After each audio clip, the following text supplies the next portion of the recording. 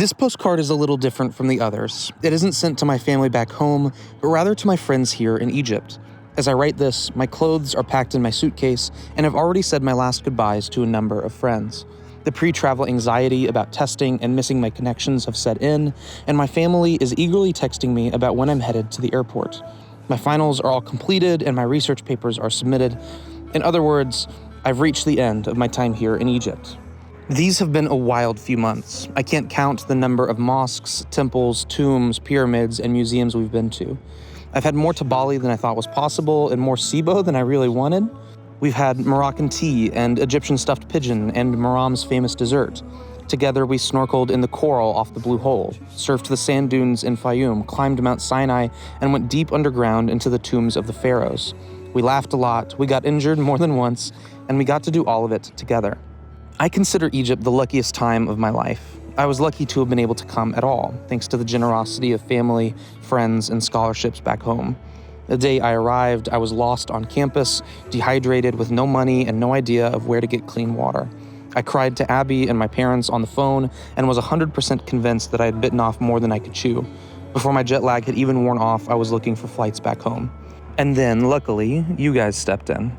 The first person I met was Mason, who helped me get water and talked about Frank Ocean.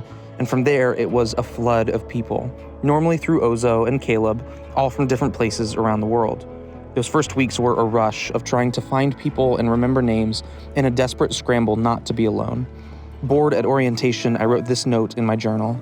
Scraped knees and volleyball games. We stayed up later than we should have, didn't go down when the sun did. Ate good food that made us sick.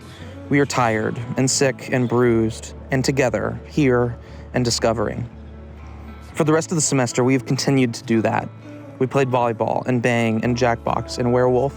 We studied, together and alone, and sometimes we only said we were studying when we didn't actually get a single thing done. We ate amazing food in rooftop cafes and alleyway coffee shops and on the banks of the Nile, and, of course, at Baba Yahya. We stayed up later than we should have, and we have been sick and tired and bruised, but we have done it all together, here, and discovering. You guys have been companions through all of this, friends to experience Egypt with, to rant to in the in-driver, to laugh together with in the commons. We have sang and danced and walked and danced some more together. My memory of this place will always be wrapped up in Alex's laughter and Ikram's shoulder shimmy and Mason asleep in his seat.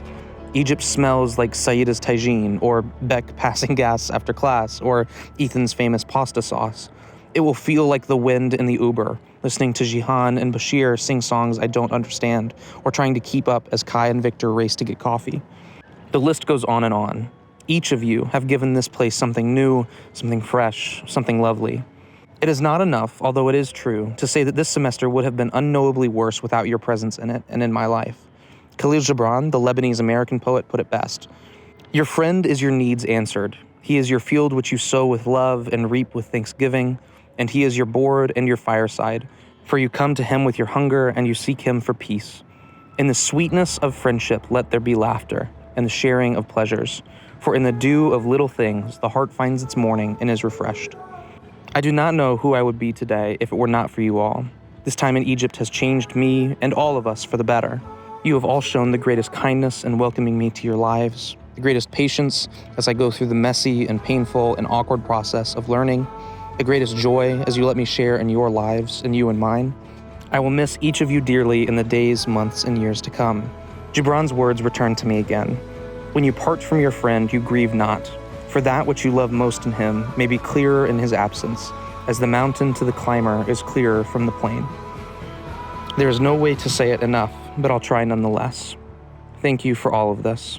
Thank you for taking me in and for changing me and for being there when I needed you and for taking me on all your adventures these past 4 months. Thank you, thank you, thank you. I do not know when I will see each of you again, but I hope it's soon and I hope it's often. You all have my phone number and my social media. Never feel like you are bothering me by texting or sending something that reminded you of our time together. I do not know when I will get to be with you again, but until that day comes, much love.